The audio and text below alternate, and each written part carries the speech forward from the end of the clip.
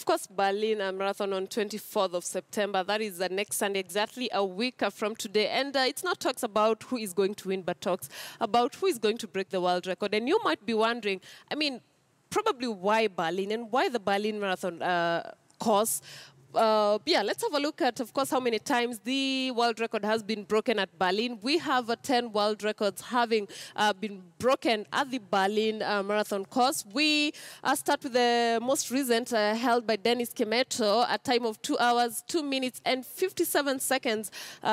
He became the first man to run under 3 minutes in 2014, winning that race, breaking the world record just a year after Wilson Kipsang, also from Kenya, had broken it in 2013, clocking a time of 2 hours, 3 minutes and 23 seconds. In 2011, Patrick Macau of Kenya, again 2 hours, 3 minutes and 38 seconds, still in Berlin. In 2008, Ethiopia's Haile Gebrselassie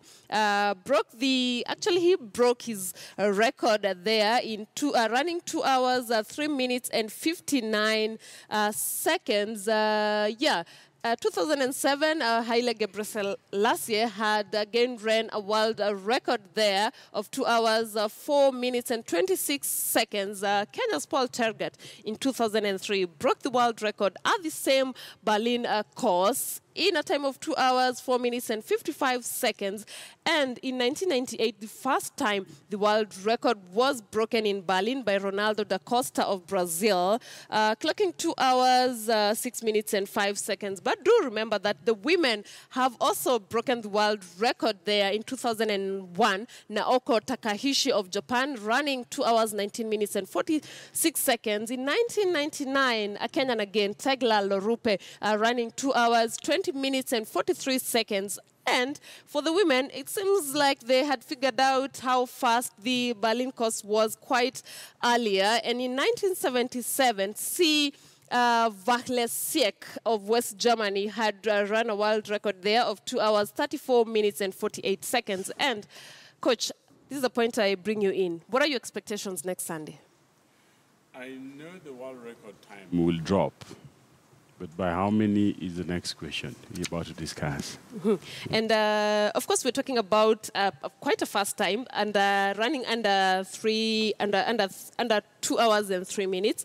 We have the fastest of the three top contenders: Wilson Kipsang, Kenenisa Bekele, and of course Eliud Kipchoge. We're looking at Wilson Kipsang has broken a world record there before. Kenenisa Bekele is the defending champion, having ran the second fastest time in history, and then throw in Eliud Kipchoge, 2015 winner. There are a number of factors at play during the forthcoming BMW Berlin Marathon. First of all is the business enterprise that is between the Nike and Adidas. Then the second is the sibling rivalry. No, that will be the third one. The second is the East African nations rivalry. And then the sibling rivalry between the Kenyans among themselves. And all the factors withstanding or notwithstanding, who do you think stands a better chance? Looking at their time, looking at their past probably 3 races, and the experience and maybe determination. I don't know what, I really don't know what experts look at, but you are an expert. What is your expert, or what is your, I don't know how to put it. Statistically and scientifically, the fastest man in the world in marathon is Eliud Kipchoge. But that's not official. That's not official. Then on paper, we have Bekele running here. But remember, Eliud is coming to this event with a lot of advantage. One of them, the 7 months preparation for the sub-2 marathon, which was in Monza in Italy back in May, having recovered for 4 months. So in terms of adaptation, he's recovered well. And if you look at the positive long-term effect of training, is coming more prepared and looking behind with a lot of satisfaction and motivation, having prepared well and ran, however not ratified, but the fastest time in the world of 2:00.25, not running under 2 hours. So we are going to have, again, I mentioned this earlier, about science and physiology coming to play. So my bet is on Eliud Kipchoge. And looking at, of course, Eliud Kipchoge's last race, that was in May, during the Breaking 2 project. Wilson Kipsang won Tokyo in February. Kenenisa Bekele was second in London in April. He was bound to represent Ethiopia at the World Athletics Championships in London. He pulled out. So we're talking about athletes who have sparingly ran this season. What kind of a race do you expect? Okay, if you look at the three athletes in terms of anatomy and prone to injuries, you find Eliud Bekele is on top. Eliud Kipchoge is on top. Bekele is prone to injuries here and there. And again, if you look at the three athletes actually, not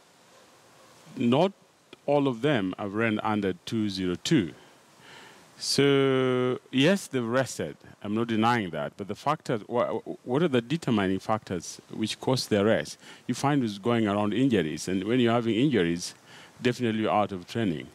And Eliud decided to have a recovery and start training at the same time.